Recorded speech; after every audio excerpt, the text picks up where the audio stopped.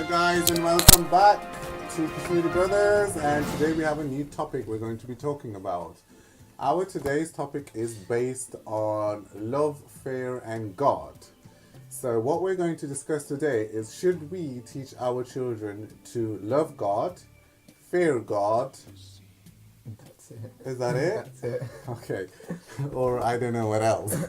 But anyway, so what I think is that as children, we are always taught to fear God. We're always told, okay, if you don't do this, you're going to get punished. If you don't do this, you're going to get punished. God is going to do this, God is going to do that. You're going to go to hell.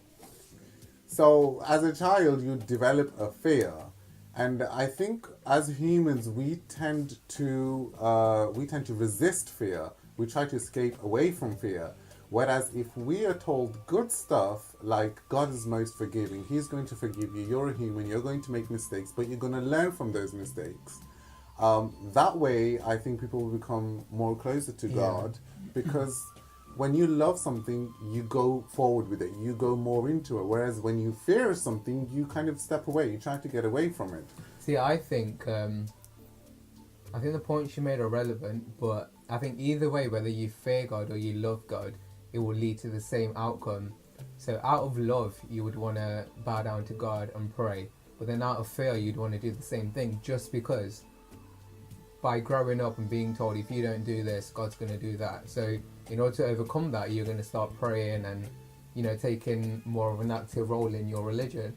Yes, but there is a difference between wanting to do something and having to do something. Even though a lot of the things, we're specifically talking about the Islam religion here, by the way. Even though a lot of the things in our religion are mandatory and you have to do them. But it comes down to how you teach your children. So, for example, when you start teaching your children God is forgiving, and no matter how many sins you commit, He's always going to forgive you, and He loves you more than 70 mothers, they say, right? 70 mothers love combined, if I'm not wrong. So when you teach children that kind of stuff, they are going to grow their love towards God more. When they're in that state, they are going to want to pray instead of having to pray. We always tend to resist stuff that we have to do. But then, for example, our hobbies and stuff, it's because we want to do them, we enjoy them, and we will do it with full heart. Yeah. Whereas if it is something that we sometimes start feeling like a chore, just to pray. You fear in God, but you also fear your parents who have told you should pray. God will do this if you don't pray, and that's where it becomes problematic, when your religion starts feeling like an effort rather than coming from the heart, coming from within, and natural. Yes. But I think eventually everybody, obviously, we are taught the knowledge by our parents of what they know. They can only teach us to an extent. But then you get to a stage in your life, especially when you go through your teenagehood, that's when you start realizing, wait, what is this? What is that? You start actually questioning yourself. And at that point, that is actually the point where you're like, okay, this is my religion. This is what I'm going to practice. This is what I understand from it. Or you just go the other way around. It's obviously this experience is different for each individual.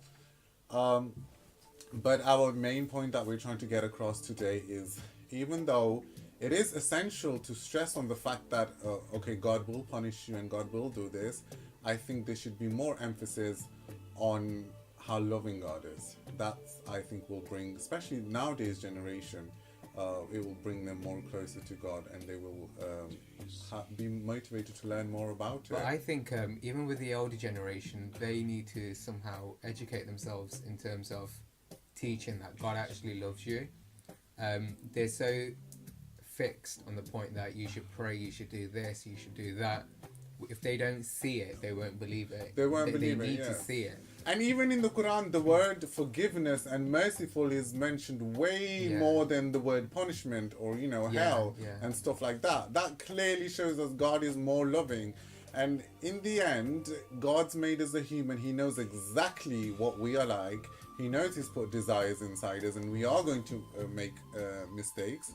And I don't think anybody is ever going to go to hell or heaven based on the deeds they do. If anybody is going to go anywhere, it's going to be based on His mercy. Yeah. It's based on His mercy, not on your deeds, because you will never do good enough deeds or enough deeds, to attain heaven. It's always going to be His mercy. So I think parents need to stress a lot on that and say, God is loving, God is forgiving, God is merciful. That will bring your children more closer to God. They will take more interest. Yeah, they will start learning more. Another thing that we're also not taught is to be thankful. Yeah. In a lot of families, we're not told to be thankful for whatever we have. I think if that thought right from the start is embedded within the child's brain, they will grow up with that mentality and appreciate everything that comes into their life. We're constantly put under pressure. You need to do this, you need to do that. By doing this to your children, basically the children are going to try to escape from all this. Then they turn away from... But even thinking of in the bigger picture, like, even if you do live in a small house, just compare that to people and kids growing up in Syria. Exactly. They've got rubble as floors. Exactly. I mean, at least you've got carpet, you've got a bedroom, and it's just those small things that when you look at it, you think you are really blessed to have even a bed. Because a lot of people... God is going to be for you what you believe it to be. And that's the reality. And it's a personal relationship that you have with God. No one can kind of force it on you. Yeah, exactly. It needs to be you, and it needs to be pure, and it needs to be from within. But yeah. Of course, there are essential things that we are told to do, and which are commands of God, like praying 5 times, giving zakat, doing hajj, and stuff like that. But those are ways to get closer to God. I just don't think you should stress. You should tell them, children, but don't force them to a point where they start resisting it. Yeah. They stop doing it. It's so easy to turn away when you're told no. Yeah, especially children. Yeah. Even when you talk about religion, talk to them in a way which sounds very peaceful and calming to them. A lot of the taqreers, or what is the English word for it? Taqreer? Speeches. A lot of the speeches on the religious channels, when the Maulvis or the imams speak, they speak in such a loud voice. Half of the time I don't even understand what they're talking about, because they sound so angry. Yeah. I mean, if that same stuff they said it in a peaceful tone, slowly, then it'll be easier to accept. Yeah, it will be easy to accept, and I'll be able to understand even the children. But literally, all I ever hear is shouting. Ye ho gaya, wo ho gaya, ye ho gaya, wo ho gaya, and then I'm like, okay, wait, what's going on? I'm sure you're talking about God, and God is loving. Why is there so much fear and so much drama going on? So yeah, that is it for today. Did I get a bit too much? That is it for today. We really hope that you guys have picked up something from this, and we're not doing this just for the sake of it.